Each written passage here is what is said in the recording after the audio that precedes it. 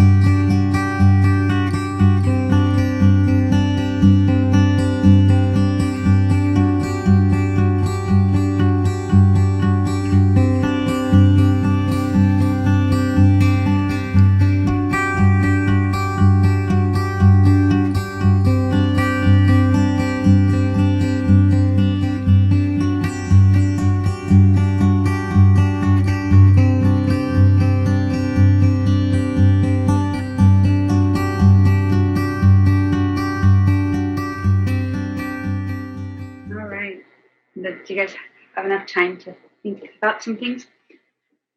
For me, what first came up is control came up. Feel like I'm losing control. Mm-hmm. Like I'm scared to lose control. I don't know if any of you are feeling like everything is out of control, like out of my control. I can't, so that's kind of what came up for me, being scared of losing control. Yep. Today I was experiencing, I guess, anxiety. I didn't identify it as anxiety because at first I just thought I was angry and upset and irritated. And then when I had some alone time in my car, after I dropped my son off, I was like, why did I explode and project these awful words and feelings on my husband and on my children?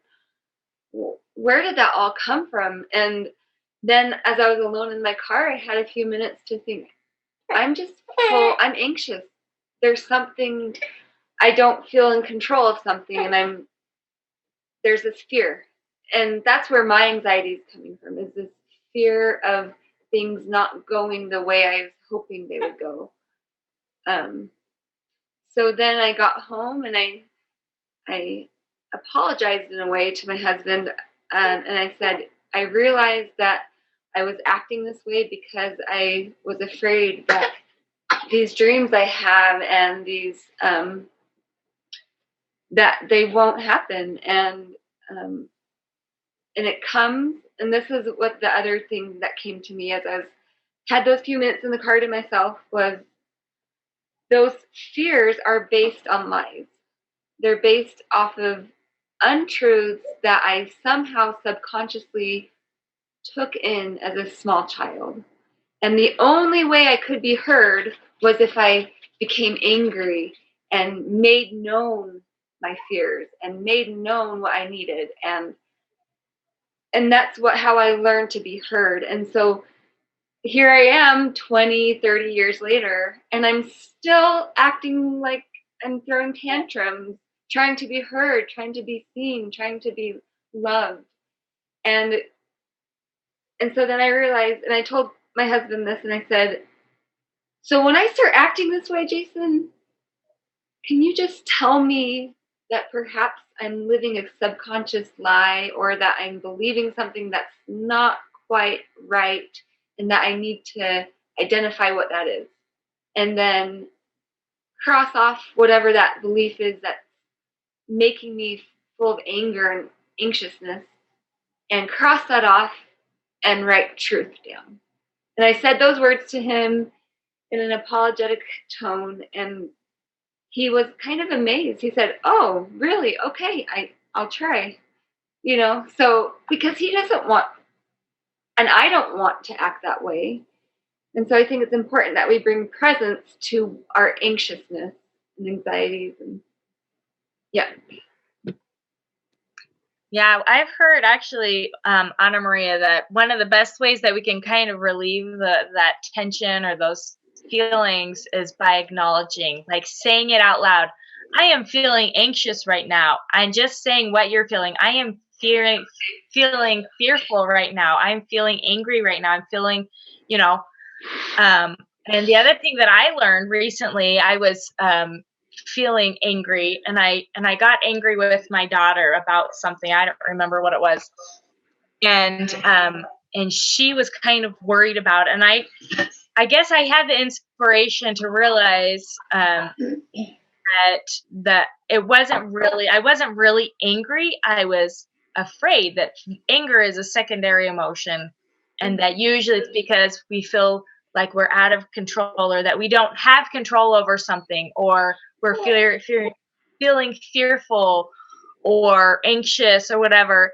And so then we react in in anger because of that, deeper emotion, I guess you could say. And so a lot of times if we can just say, I am feeling this way, and it just acknowledge it, sometimes that's all we need to do. And that can help us realize, oh, I'm feeling fearful right now.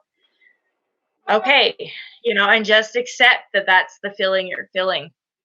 Another thought that I had as we were discussing anxiety was just, a lot of times I wake up in the middle of the night and I get these anxious thoughts that are just kind of coming into my head, maybe about a conversation that I had with someone, or usually it's a conversation or an interaction with somebody in a social setting. And I start having these thoughts like, oh no, they probably thought when I said this that I meant that, and and I offended them or hurt their feelings, or I made them upset and they won't be friends with me anymore. Like, I don't know if any of you guys have that, but my mom calls it ruminating. And my sister, I was talking to her the other day, and she says she has those same things. She's like, that's exactly what's been happening to me. Anyway, and so I've been trying to figure out what can I do to help me with that. I get on my phone to try and distract myself because I can't get those thoughts to go away. And a friend of mine, Jessie, she has her own podcast actually called Simply Resilient Living, and she does a great job. It's for military families. But she was talking to me about it one day, and just saying how sometimes it's like because I said, oh, it's like a monster's inside my head saying these things. She's like, whenever you say it's something unknown, that is scary, and we don't like that. Like, you have to say, oh, it's actually my subconscious. My subconscious is worried about me, wants to protect me, and my subconscious actually acts like a little toddler and throws tantrums and doesn't quite understand. So you have to calm that subconscious down and just tell them, hey, it's okay, subconscious. I know you're afraid that this person is upset or whatever. I know you're just trying to protect me, or that you're worried about me, but it's okay. I'm just fine. And that interaction was great, and that was really powerful to me. Just treat your subconscious, A, it's part of you, and B, like a toddler, and your subconscious is trying to you and help you feel better, but sometimes in the wrong way. And so if you can just like you would a toddler having a tantrum, it's okay, everything's going to be fine, and just help calm that subconscious down, then those thoughts can start to subside. And that has helped me in the middle of the night when I'm having those thoughts and it's just and won't go away, to help me calm down that, oh, it's just my subconscious worried about me, but my subconscious doesn't have to worry, So anyway, those were a couple of things that came to my mind. That was really helpful for me. Thank you, Janessa. I'll try those techniques when, instead of reacting on those emotions, I'll try to first say, I feel this way. And hopefully I can eventually get to the point of, why do I feel this way? I must be believing this lie instead of having the trust and faith in myself and in God that I can accomplish my dreams and I can, move forward through life. I'm not stuck. Do you guys have any thoughts, Shirley or Kylie? Yeah. I once read that a description of anxiety as like having the gas and the brakes on at the same time. Ooh. Right. So I like kind of thinking about it that way. Sometimes it's like, and a lot of times the underlying feeling, the gas, is anger and sadness, and then the brakes is my fear saying I'm not allowed to feel this way. So I have a place of judgment on those feelings and those thoughts. So yeah, just like like setting aside the judgment and just like hearing it, even if it seems so ridiculous, like a tantrum or whatever, like just hearing it, let it all out inside my mind, like hear it inside my mind or write it in a journal or something, get it all out. I'm writing all of your thoughts out. I'm writing. And like my husband, he's like been doing this regularly, and like with his therapist has told him to do this, like just write it all out, write all your frustrations, crumble it up, tear it, burn it, whatever you want to do, get rid of it after that. That way you don't feel like, oh no, somebody could see it, and then there's all, the judgments come back to attack it.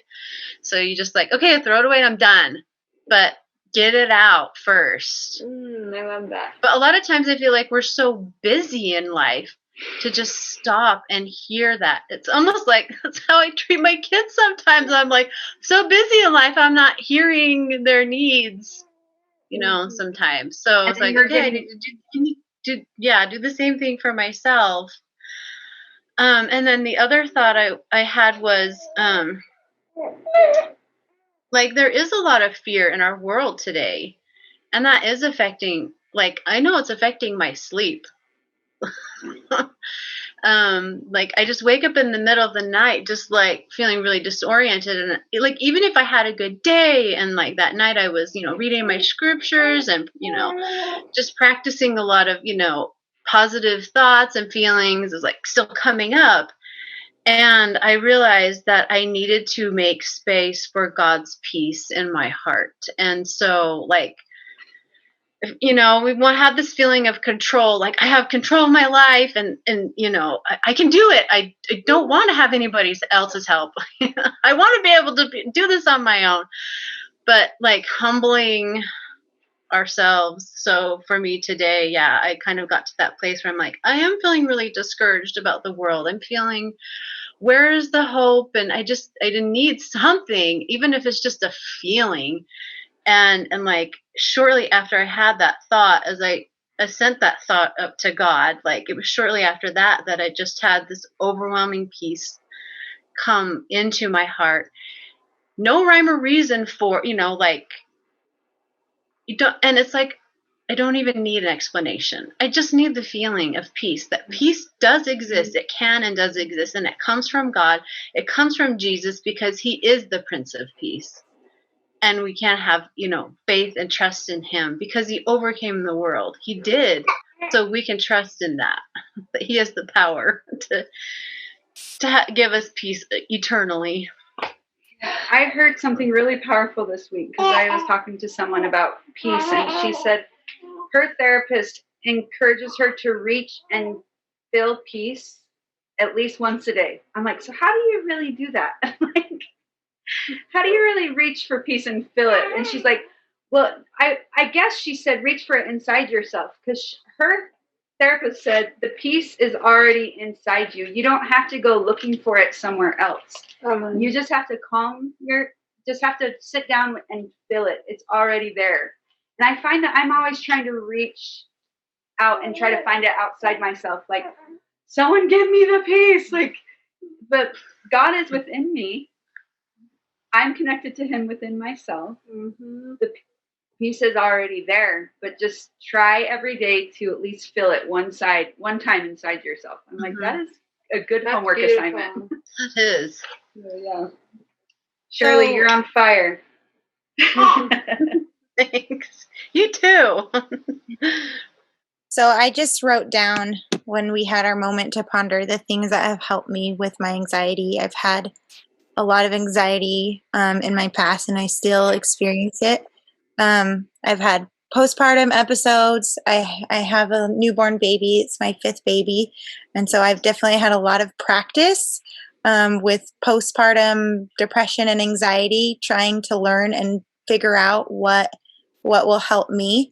And I've definitely gained more tools with each child. And I'm really grateful that I've been able to use the things I've learned. And so I just wanted to share a few of the things that have helped me. So the first thing is know your limits.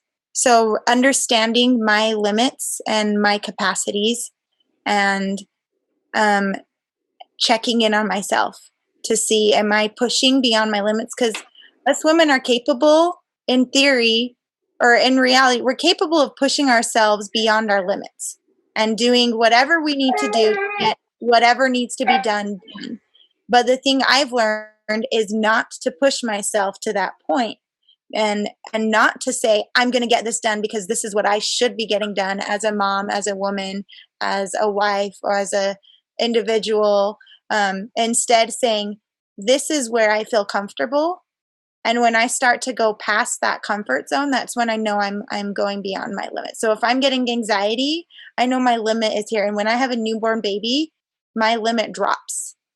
And so I have to be careful to stay within that comfortable zone. And it doesn't mean that like discomfort is good in some extremes, but I've realized that my mental and emotional health is worth for me leaving my house a mess. It's worth not getting as much accomplished in a day as maybe I would have before. It's worth, maybe I homeschooled, not doing as much school that day as I would have. It's worth it for my children to see me content, to do a little less during a time when I have a newborn and our whole family is adjusting. And so recognizing my limits is one thing. The other thing is know your worth. Because I understand my worth, when my limits are lower, I understand that it doesn't change my value. It doesn't change what I'm contributing.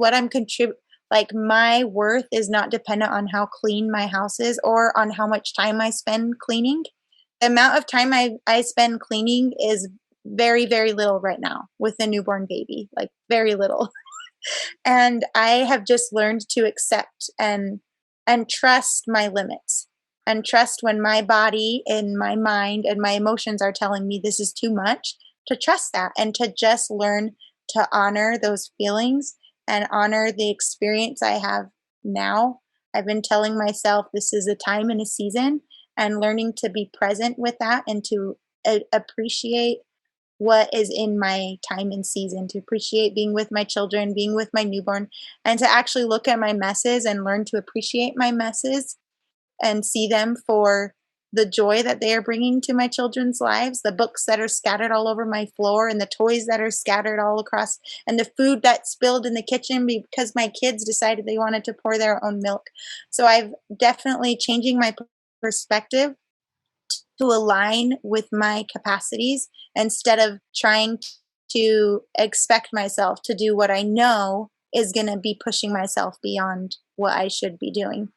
And so those are a couple things. So with that, reprioritizing what's important, I kind of went over that, deciding what really matters most, and letting go of what I think my agenda should be, and instead turning inward and upward to God has helped me, especially to really recognize what actually is important and what I can let go of.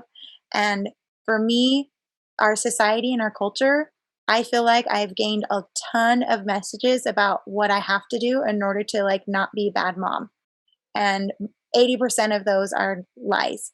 Like my kid's hair has to be brushed and put in a ponytail and nice every day. I have to clean my house every day. I need to cook a meal every day. I need a shower every day. I need to make sure I'm bathing my child every day and that she's dressed and changed every day. Sometimes I don't change my child.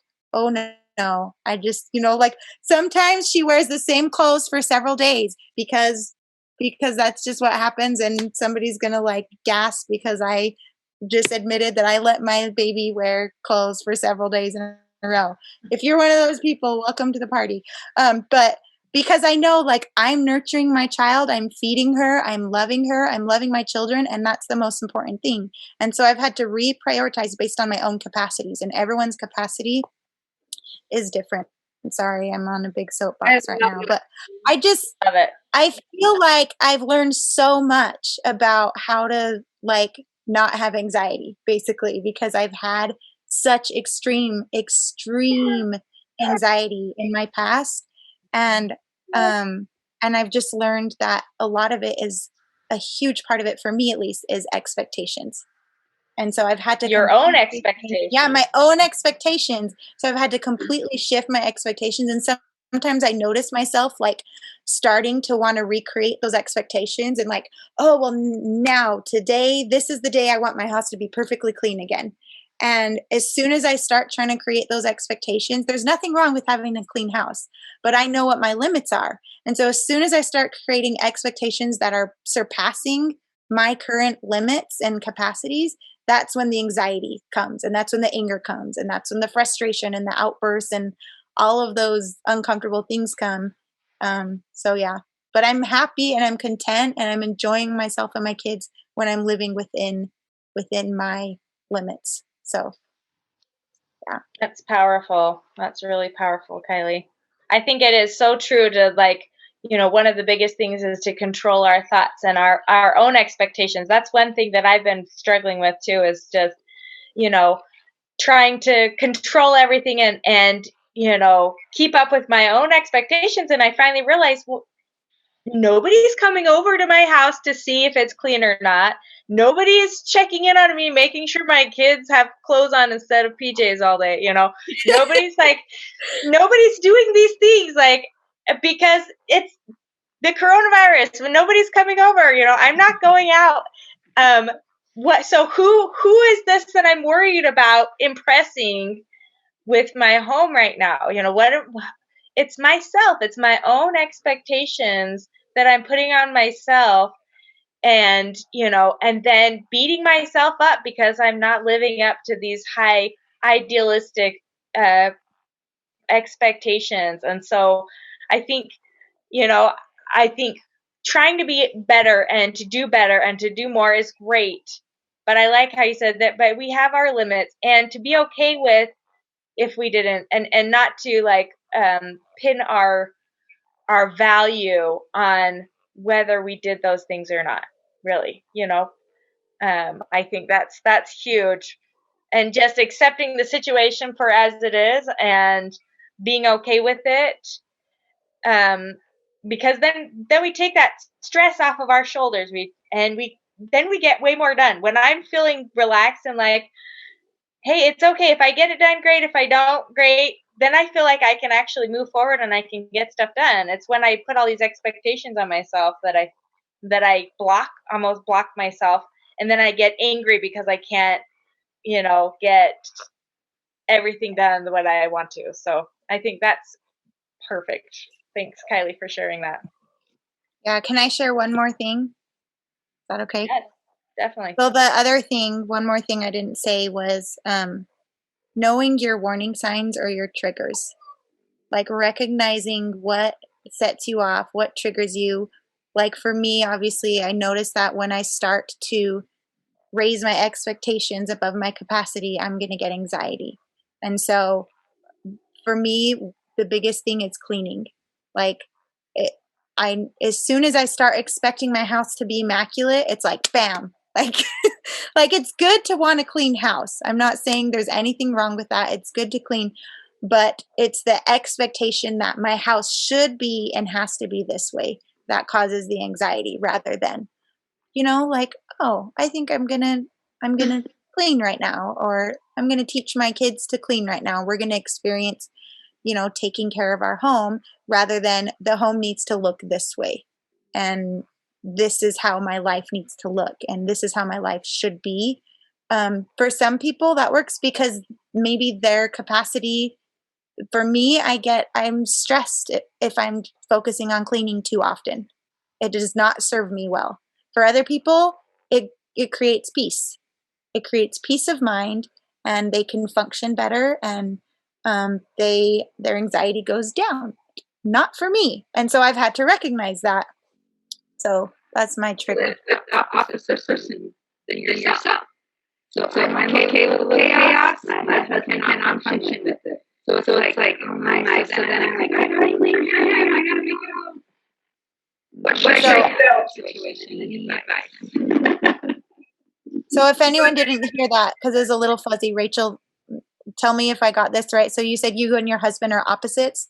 So you're okay with a messy house, and he has to have it clean in order to be peaceful? Yes.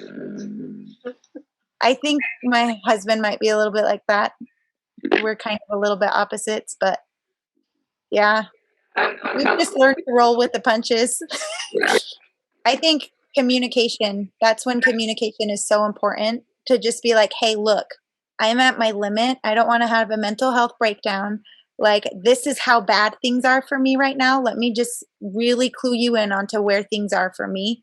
And I think that is so helpful in a husband and wife, a spouse to spouse relationship, to be able to communicate just really where you're at and say, I cannot do this. I know it seems silly. It seems like it's just a little thing. Like for me, like, I know dishes is not that big a deal, but like, I'm not there yet. Like, I'm not there to where I feel like I can be like doing dishes and cooking big meals every day. Thankfully, I prepared freezer meals before the baby was born. That's been saving me. But just expressing that has helped us to like come to a better understanding of each other and be more compassionate. Yeah. One of my triggers is trying to be places on time with all four of my kids. And so I noticed that I become not a nice person when I am worried about being on time. And so, but if I like think ahead and start way earlier than I feel like I need to, and then just be okay if we're late, like, you know what? It's more important to be kind and loving and to have us all arrive at church happily than to arrive there on time.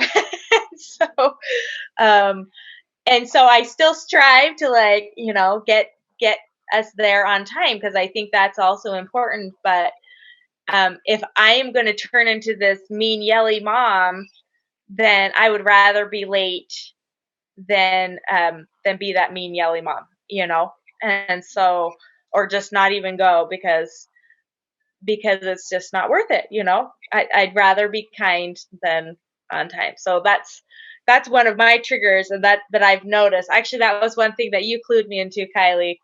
It was like that makes me feel really anxious when I'm like, oh crap, we've got this deadline, we have to be there, and like I need to get everything together and whatnot. And I'm fine with working faster. It's when my kids are like, I put their shoes on and they take them off, and then I put their shoes on and I take them off. It's like I can't control everyone and everything, and so it's okay. It's okay, and just give myself some grace that I tried and it's not happening, and it's okay. So one of the things I did before my baby was born is I signed myself up for therapy. Just knowing that I've experienced like postpartum depression in the past, I just really wanted to be proactive, and I've loved it. I've gone to had a couple therapy sessions over Zoom, and it's been super great.